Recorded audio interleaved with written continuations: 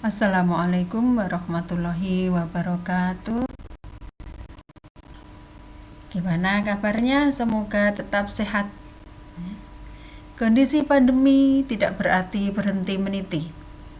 Buktinya kita sudah sampai di tutorial 8. Cobalah lihat burung yang selalu mengepakkan sayapnya itu.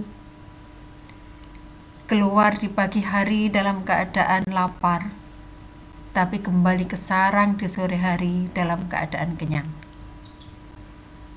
Dia tak henti berjuang, maka kalian jangan sampai berputus asa. Jangan sampai kalah dengan perjuangan burung itu. Tetaplah semangat, tetaplah gantungkan cita-cita, raih dengan berbagai upaya. Semoga kalian tetap sehat dan berjaya. Oke, kita masuk di tutorial 8. Nah, ini kan kalian sudah mempelajari reaksi redoks ya.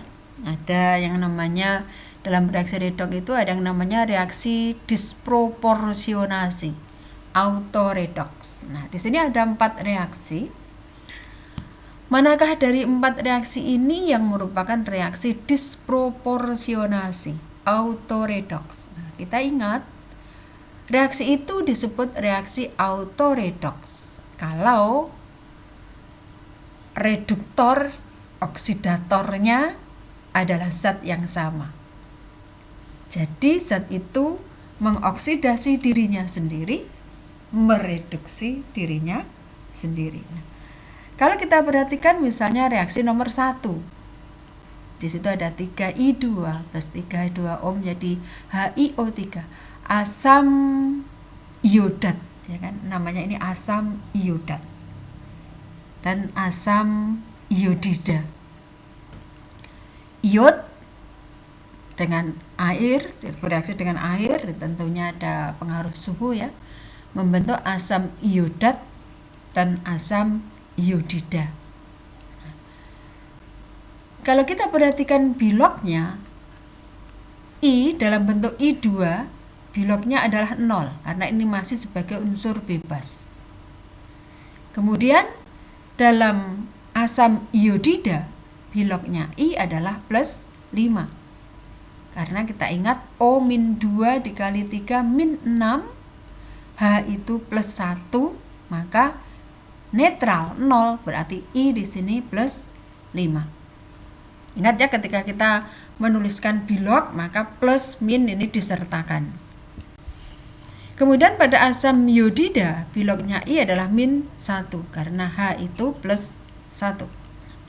Maka dari sini kita melihat atom iod mengalami reduksi, tetapi atom iod juga mengalami proses oksidasi.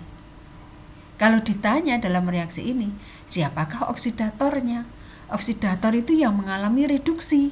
Berarti siapa? I2. Siapakah reduktornya? Reduktor itu zat yang mengalami oksidasi. Siapa di soal ini?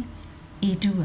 Nah, ternyata I2 mengalami oksidasi sekaligus juga mengalami reduksi. Nah, reaksi yang semacam inilah yang disebut dengan reaksi disproporsionasi atau reaksi autoredoks.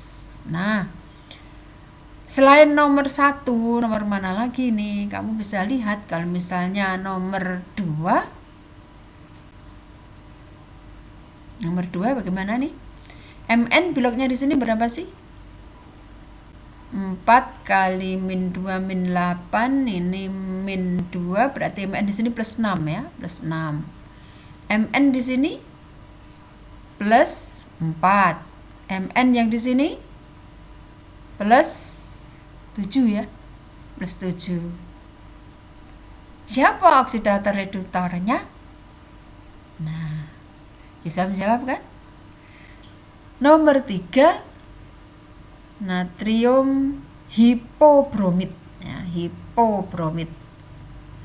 Kali ini tadi iodat ini hipobromit. Kalau ini misalnya O-nya 3 ya berarti bromat ya, tapi karena ini O-nya 1, hipobromit. Kalau O-nya 2, bromit. O-nya 4, perbromat. Nah, ini Br di sini Br2, biloknya Br adalah 0 karena unsur bebas. Di sini biloknya Br adalah plus 1 ya kan? O itu min 2, Na golongan 1A plus 1, berarti ini plus 1 kan? Pada NaBr, biloknya Br adalah min 1. Br2, Br mengalami oksidasi, tapi Br di sini juga mengalami reduksi. Nah, autoredox juga. Yang nomor 4, SnCl2 plus Hi, ini Sn-nya plus 4 menjadi plus 2. Kemudian I pada Hi min 1 menjadi 0. Nah, berarti ini yang mengalami oksidasi dan reduksi adalah zat yang berbeda. Berarti bukan autoredox. Nah, reaksi disproporsionasi, reaksi autoredox. Jawabannya tadi ada di reaksi nomor 1, 2, dan 3. Kita lihat soal berikut.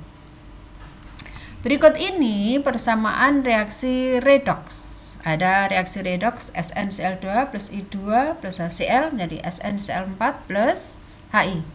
Nah, pada reaksi tersebut sebanyak 50 ml SnCl2 0,2 molar direaksikan dengan 50 ml HCl 0,4 molar dan sejumlah padatan iodin.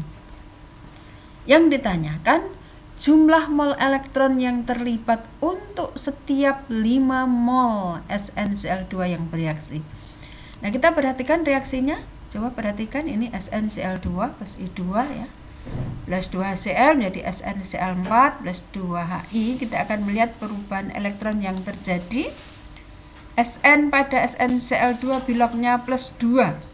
Sn pada SnCl4 biloknya plus 4. Berarti di sini setiap 1 mol SnCl2 yang berubah menjadi SnCl4 tadi melepas 2 mol elektron. Ya kan? Jadi soal ini sebenarnya mudah kita selesaikan ya.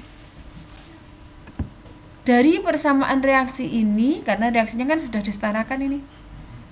Ya.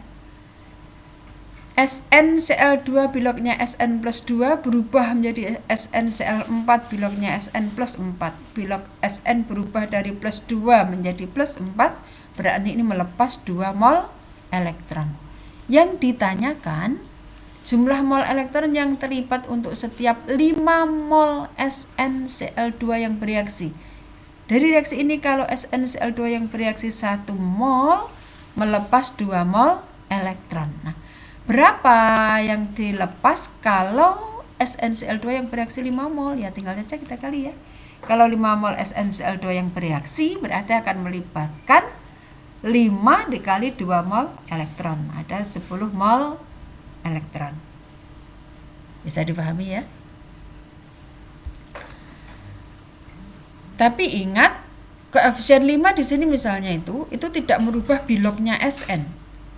Tapi dia terkait dengan banyak sedikitnya mol elektron yang terlibat. Biloknya Sn tetap plus 2 berapapun koefisien di sini. Berapapun koefisien di sini biloknya Sn tetap plus 4. Tetapi yang berubah itu adalah jumlah mol elektron yang dilepas. Soal yang ketiga, ini laju reaksi kelas 11 lagi ya, kelas 11 laju reaksi. Ada percobaan penentuan laju reaksi antara 2H2 plus 2NO membentuk 2H2O plus N2. Dari percobaan diperoleh data seperti ini. Percobaan ke-1 dengan konsentrasi H2 0,01, konsentrasi NO 0,02. laju reaksinya 32 molar per detik. Kemudian ketika konsentrasi H2 dinaikkan jadi 0,02, NO dinaikkan 0,02, ini lajunya jadi 64. Dan seterusnya ya, ini dirubah, laju reaksi juga berubah. Dari sini kita akan mendapat satu penjelasan bahwa perubahan konsentrasi H2 mempengaruhi laju reaksi. Perubahan konsentrasi NO mempengaruhi laju reaksi. Yang ditanyakan dalam soal, harga tetapan laju reaksi. Harga tetapan laju reaksi. Ini jawabannya sudah kita tunjukkan C, tapi yang penting bagaimana kita menemukan jawaban itu. Tetapan laju reaksi K. Nah, kita kan punya bahwa setiap reaksi punya persamaan laju reaksi yang rumusnya V sama dengan K dikali konsentrasi pangkat koefisien.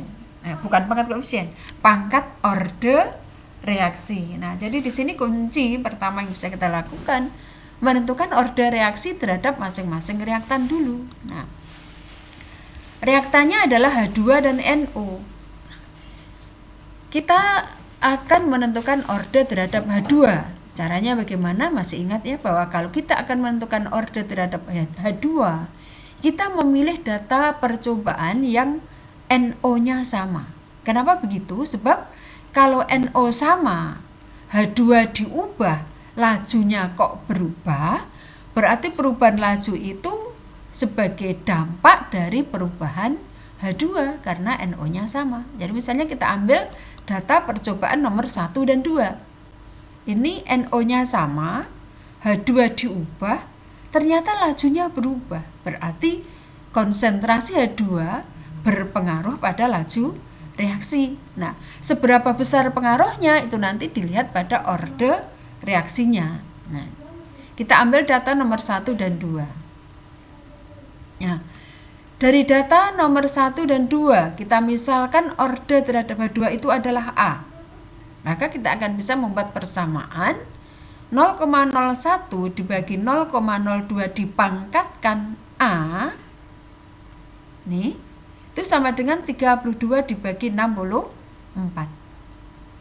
0,01 dibagi 0,02 dipangkatkan A, ordenya tadi, sama dengan 32 dibagi 64. Nah, setengah pangkat A sama dengan setengah.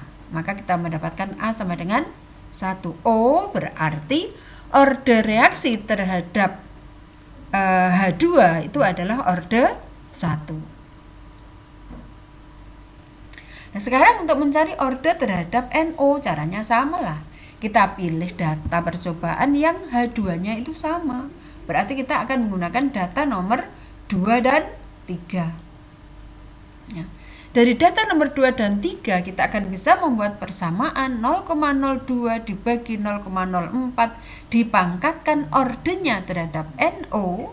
Tadi kita misalkan orde terhadap NO itu B, itu sama dengan 64 dibagi 256. Berarti setengah dipangkatkan B sama dengan 1/4, maka B-nya sama dengan 2. Nah, setelah kita menemukan orde terhadap masing-masing reaktan, kita bisa membuat persamaan laju reaksinya. Berarti V sama dengan K, konsentrasi H2 pangkat ordenya, pangkat 1, nggak usah ditulis, dikali konsentrasi NO di pangkat ordenya, pangkat 2. Nah, setelah kita menemukan persamaan laju reaksinya, nah soal ini yang ditanyakan bukan itu, tetapi berapa besarnya tetapan laju reaksi. Berarti kita akan hitung besarnya K. Bagaimana caranya? Substitusikanlah pada salah satu data percobaan. Boleh data 1, boleh data 2, tapi boleh juga data 3. Tapi kita itu kan pengennya yang tidak rumit-rumit. Ya, pilih aja data 1 nih. Angka-angkanya yang lebih sederhana. Kalau persamaan laju reaksi kita masukkan pada data nomor 1, maka kita akan mendapat V 32 sama dengan K dikali konsentrasi H2 pada percobaan 1 dipangkatkan ordenya tadi, pangkat 1, kali konsentrasi NO pada percobaan 1 dipangkat ordenya pangkat 2. Nah, akhirnya matematik bekerja, kita mendapatkan K 8 kali 10 pangkat 6. Ketemu, memang jawabannya adalah C.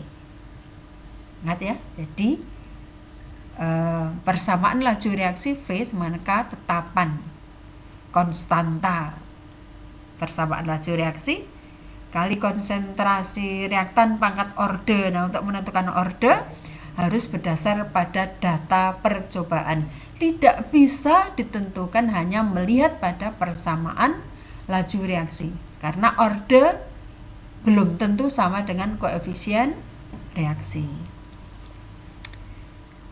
Baik, semoga bisa diingat kembali materinya yang di kelas 11. Kita lanjut ke soal soal kesetimbangan ya. Ini juga materi kelas 11 berarti. Dalam wadah 2 liter, gas H2 dan gas I2 bereaksi membentuk gas HI menurut persamaan reaksi ini. Jadi semua zat dalam reaksi ini fasenya adalah gas ya. Ini HI-nya juga berfase gas. Volume ruangnya 2 liter. Jika pada kesetimbangan reaksi terdapat 0,1 mol H2, 0,2 mol I2 dan 0,5 mol HI dengan tekanan total sebesar 5 atmosfer, maka nilai Kp reaksi tersebut adalah Kp yang ditanyakan ya. Kp ya, kita punya reaksi kesetimbangan dan sudah diketahui komposisi mol zat-zat dalam saat setimbang, yaitu H2-nya 0,1, I2 0,2 dan HI-nya 0,5. Sehingga kita akan bisa menghitung mol total gas pada kondisi setimbang 0,1 plus 0,2 plus 0,5 ya, 0,8. Ini adalah jumlah total mol gas dalam pada saat setimbang. Dan juga diketahui besarnya tekanan total dari gas-gas pada saat setimbang itu adalah 5 atmosfer. Kita disuruh ngitung Kp. Masih ingat Kp berarti sama dengan tekanan parsial gas produk dipangkat koefisiennya dibagi tekanan parsial gas-gas reaktan yang masing-masing juga dipangkat koefisiennya. Jadi kalau kesetimbangannya ini, maka Kp berarti sama dengan tekanan parsial gas HI dipangkat 2 dibagi tekanan parsial gas H2 kali tekanan parsial gas I2. Sehingga ini kita akan bisa menghitung Kp-nya. Tekanan parsial gas HI berarti kan molnya HI dibagi mol total kali tekanan total. Molnya HI 0,5 dibagi mol total campuran gas 0,8 kali tekanan totalnya 5 atmosfer, pangkat koefisiennya pangkat 2. Tekanan parsial H2 berarti ya molnya H2 dibagi mol total kali tekanan total. Tekanan parsial I2 berarti ya molnya I2 dibagi mol total kali tekanan total. Nah, akhirnya ketemu ya, nanti kalau kamu hitung ini akan kita dapatkan Kp-nya 12,5. Jadi jawabannya adalah B. Masih ingat ya? Jadi yang kita ingat bahwa harga Kp, harga Kc itu yang kita hitung saat kondisi setimbang.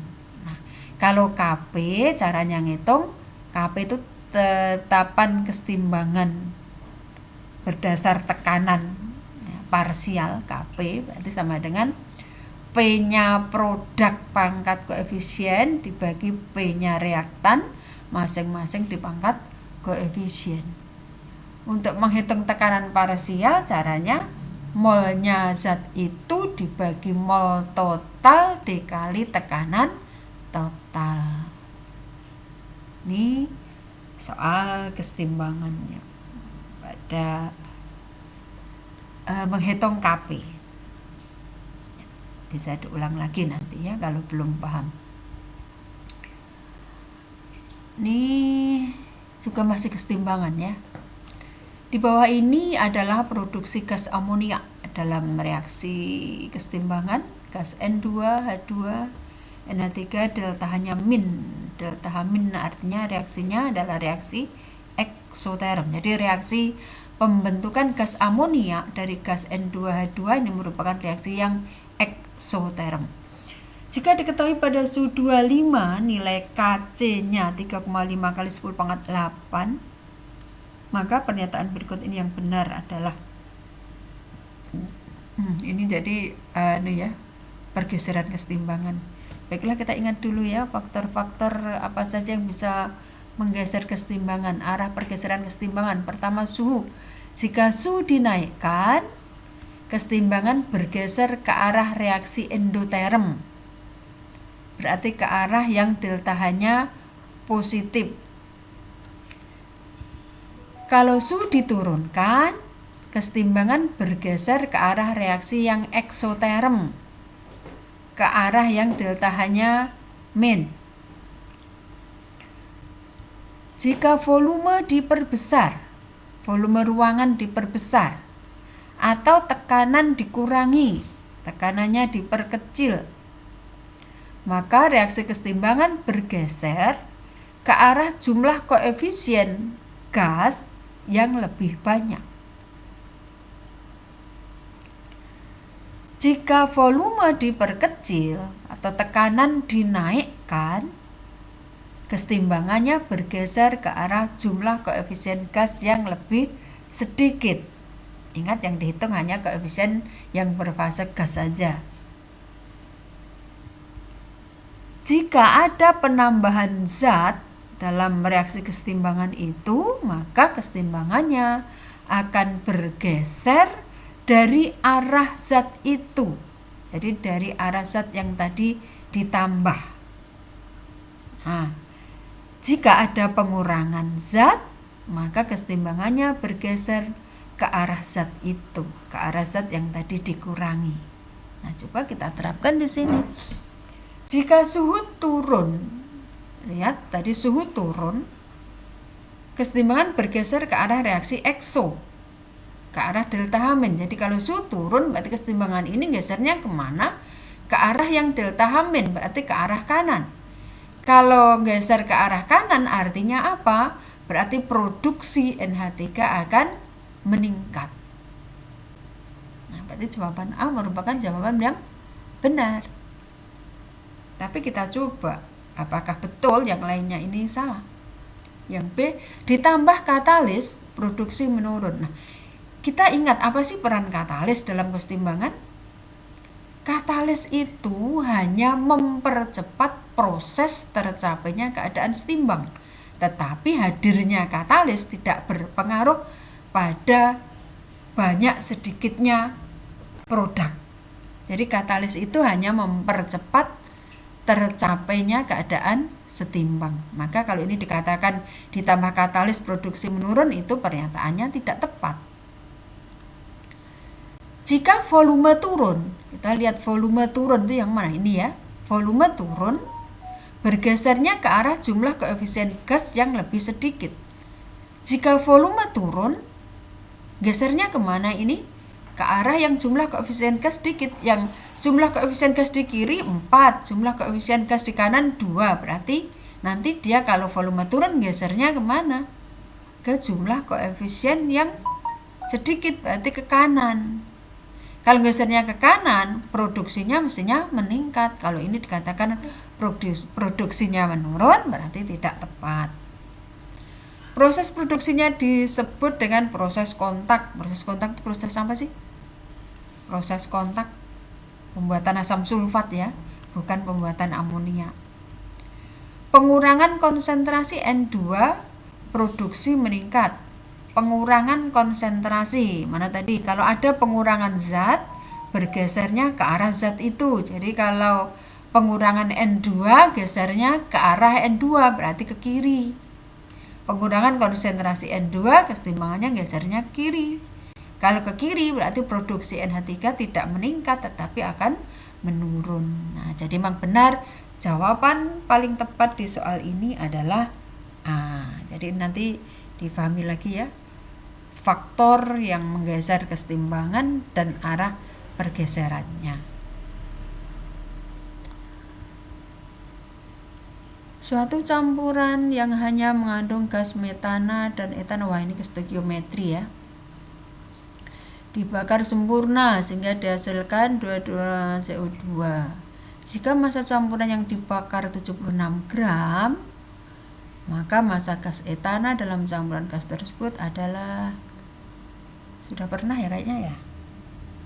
Kita ulang tidak apa-apa di sini ya. Ada campuran gas metana etana, berarti massa metana etana dalam campuran 76 gram. Ini dibakar. Nah, kalau ada soal semacam ini maka kita misalkan dulu ya. Misal C26-nya adalah A gram. Kenapa ini saya misalkan C26-nya? Karena yang ditanyakan massa gas etana, berarti C26. Kalau C2H6 itu A gram, yang berarti ini ada A per 30 mol. Karena MR-nya C2H6 itu 30, berarti massa metana dalam campuran 76 dikurangi A gram, sama dengan 76 min A per 16 mol, karena MR-nya metana 16. Kemudian campuran gas itu dibakar, C4 dan C2H6 itu dibakar. Dibakar kan artinya direaksikan dengan O2. Kita buat sendiri-sendiri persamaan reaksinya. C4 dibakar menjadi CO2H2O, C2H6 dibakar juga menghasilkan CO2 dan H2O. Jangan lupa reaksi disetarakan. Nah, tadi CH4-nya itu kan 76 min A per 16 mol. Nah, menurut persamaan reaksi nanti menghasilkan CO2 juga sama. Di sini 76 min A per 16 mol karena koefisiennya sama. Kemudian yang C2H6 tadi A per 30, maka menghasilkan CO2 dua kalinya, berarti 2A per 30 mol. Total CO2 yang dihasilkan ini 76 min A per 16 mol plus 2A per 30 mol. Nah, CO2 sebanyak ini tadi itu ternyata masanya 220 gram. CO2 yang dihasilkan 220 gram. Nah, sekian mol tadi 220 gram. Nah, MR-nya CO2 kan 44 ya, karena C itu 12, O 16 dikali 2. Jadi MR-nya 44, maka kita akan buat ini dikali 44. Nah, ini matematikanya kamu yang jabarkan, coba dicek nanti ini. Saya tidak jabarkan satu persatu, tapi langsung saya dapatkan ini dan akhirnya kita akan menemukan A-nya adalah 60 gram. A-nya tadi kan C2H6. Jadi massa gas etana dalam campuran 60 gram. Oke, semoga bisa kalian pahami, bisa mengingatkan kembali, bisa menambah tentang penguasaan kimia kalian, sehingga benar-benar kimia bukan pelajaran yang membosankan dan memusingkan ya. Kita kan asik mengerjakan kayak gini ya. Nih, silahkan dipelajari, diulang-ulang, semoga bermanfaat. Baiklah, kita cukupkan tutorial 8. Sampai jumpa di tutorial 9. Kita tutup. Assalamualaikum warahmatullahi wabarakatuh.